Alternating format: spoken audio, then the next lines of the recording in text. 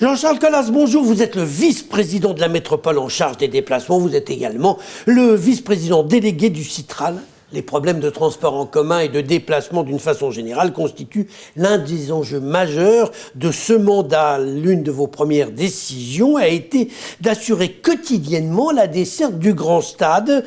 Et alors les adhérents de Déplacement Citoyen, j'imagine que vous connaissez bien cette association, ils sont amusés à compter le nombre de passagers qui montent, descendent du terminus. Alors en moyenne, il y en a 3 ou 4 par rame. Ça a coûté, on me dit, 2 millions d'euros. Ça coûte 2 millions d'euros par an, cette petite plaisanterie, pour 3 ou 4 personnes qui l'utilisent de temps en temps. Vous vouliez vraiment faire plaisir à Jean-Michel Aulas ?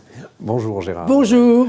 D'abord, une petite erreur, non. La décision du T7 a été prise sous le mandat précédent. La décision a été prise sous le mandat précédent, mais je précise que c'est vous qui l'avez mise en œuvre, alors que ce que fait un mandat peut défaire l'autre. Vous l'avez fait sur d'autres sujets. Mais j'imagine que si vous aviez été contre, vous seriez revenu sur cette décision qui n'avait pas encore été mise en application. Mais les investissements étaient déjà faits, donc nous avons reporté un petit peu son inauguration parce qu'il ne vous a pas échappé qu'on était aussi dans une crise sanitaire. Et plutôt que de l'arrêter avant de le tester, nous avons décidé de le mettre en route et de juger sur pièce, effectivement, comment il fonctionnait.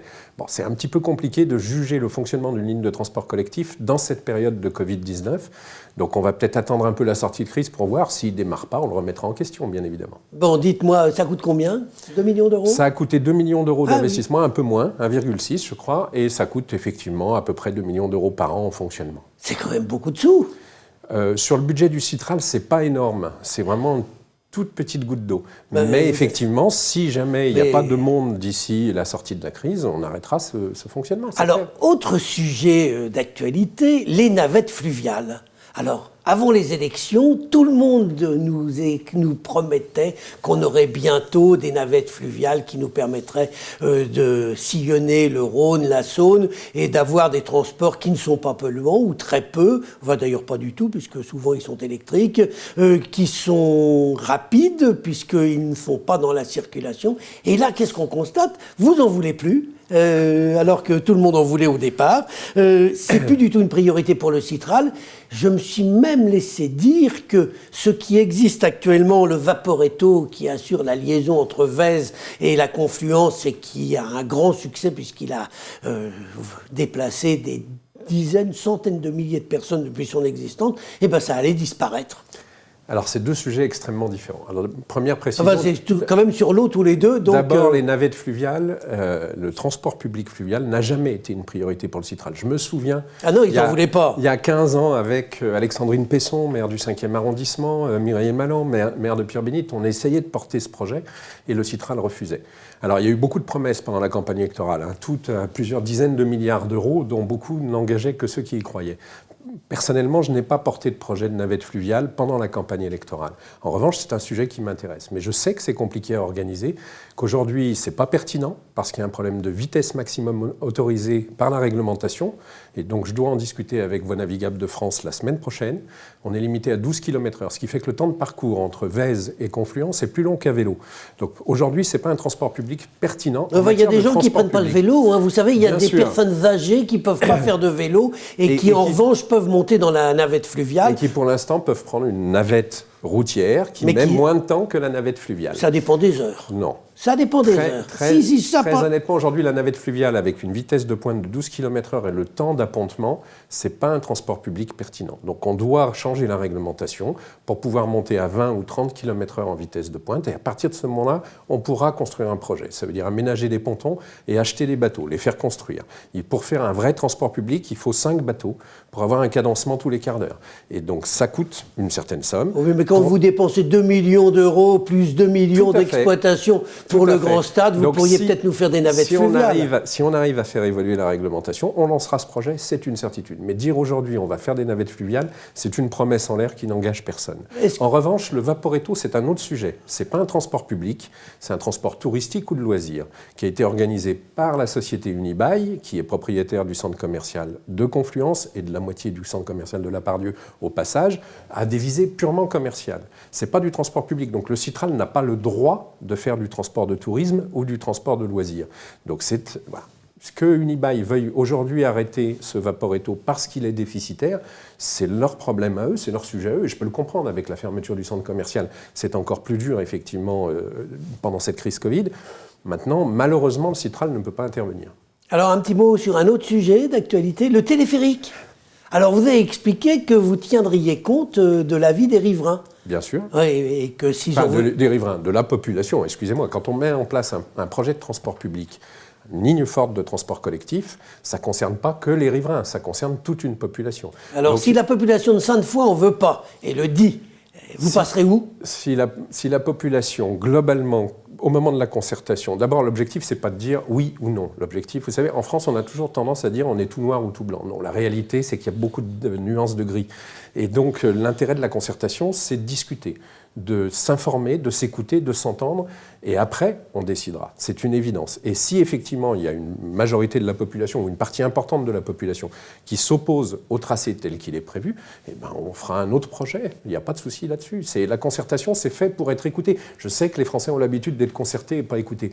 Nous souhaitons... Enfin, depuis que les écologistes sont au pouvoir, et depuis 9 mois, la concertation est un peu bizarre. Quand on regarde ce qui se passe pour les voies cyclistes, par exemple, il n'y a pas de concertation. On impose du jour au lendemain, et parfois même les maires d'arrondissement découvrent le projet quand il est mis en application et que les travaux commencent. Oui, ça c'est ce qu'ils disent, et c'est de bonne guerre dans un débat politique. La problématique, alors d'abord, l'essentiel des pistes cyclables avait été mis au début de la crise Covid, c'est ce qu'on appelait l'urbanisme tactique, par notre prédécesseur. Un certain nombre ont été très peu annulées, beaucoup ont été effectivement rendues définitives parce qu'elles ont trouvé leur public, parce qu'elles ont trouvé une acceptation de la population. Le système, il est là. On ne demande pas aux gens, on ne dirige pas une collectivité en leur demandant par sondage s'ils sont pour ou ils sont contre. On les informe, on discute, on débat et ensuite on décide. C'est ça la démocratie. Nous, on ne gouverne pas par sondage. Donc effectivement, on met en place des infrastructures, on les teste, on regarde le retour, on regarde l'impact et après on décide si on les maintient ou pas. Jean-Charles Colas, vous avez été à la région longtemps l'un des spécialistes des transports. Quand on va à Paris, on s'aperçoit qu'il suffit de prendre un ticket et puis d'aller soit sur le RER, soit sur le métro traditionnel. À Lyon, si je veux prendre un TER, il faut que je prenne un billet spécial. Si je veux prendre le Citral, les TCL, un autre billet. Quand est-ce que vous allez réussir à vous mettre d'accord entre la métropole et la région pour qu'il y ait une tarification commune? J'espère l'année prochaine. Et pourquoi pas demain matin? Parce que c'est un petit peu compliqué. Non, c'est pas technique. Compliqué depuis le temps que on en parle. Il suffirait de se mettre d'accord. Alors, c'est vrai qu'on en parle depuis longtemps et qu'il y a toujours eu un schisme entre la région et la métropole. Aujourd'hui, on a inversé les rôles, c'est-à-dire que c'est plutôt la métropole qui va dans ce sens-là et la région qui traîne un peu des pieds. On a rencontré le président de la région il y a quelques mois, on a un accord politique pour le faire. Maintenant, c'est les services qui gèrent la partie technique, parce que c'est un peu compliqué au niveau technique. Le Citral est en train de changer complètement sa billettique, donc tous ses valideurs, ses distributeurs, etc., jusqu'en juin 2022. Nous espérons qu'à ce moment-là, nous pourrons, et c'est ça l'objectif, rentrer dans n'importe quel TER, dans n'importe quelle gare de la métropole, pour un voyage à l'intérieur de la métropole avec un billet TCL ou un abonnement TCL. Juin 2022 ? C'est l'objectif. J'espère qu'on y arrivera techniquement, mais en tout cas, en 2022, c'est sûr.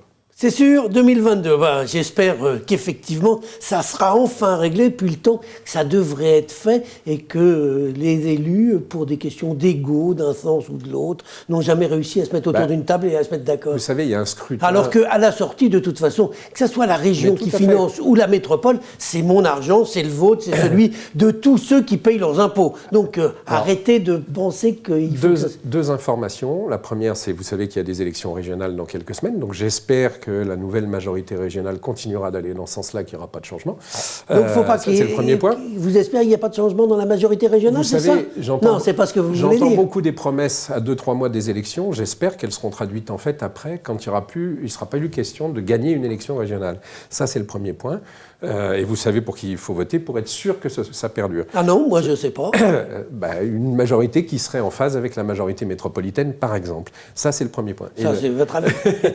Et Et j'ai déjà oublié le deuxième point, oui. Bon, ce qui est important, c'est que vous nous l'avez dit, hein, cette tarification oui, et 2022, c'est un engagement. C'est un engagement, et ce que je voulais vous dire, c'est qu'en fait, c'est une perte de recettes pour la SNCF, elle l'estime comme ça, on l'a chiffré, le Citral a dit nous payons la différence à la SNCF pour qu'elle n'ait pas de perte de recettes. Donc c'est le Citral qui assume la totalité. Et j'espère que dans la foulée, nous pourrons faire ça sur tout le département du Rhône, c'est-à-dire le futur périmètre du Citral, puisque le Citral va être élargi au 1er janvier 2022 à tout le département du Rhône. Et j'espère que nous pourrons faire cette tarification unique sur les TER et les TCL et l'ensemble des transports collectifs sur le département du Rhône en 2023. Eh bien, on va terminer sur cette note d'optimisme. On verra dans quelques mois si c'est effectivement le cas. Jean-Charles Colas, je vous remercie. Merci à vous.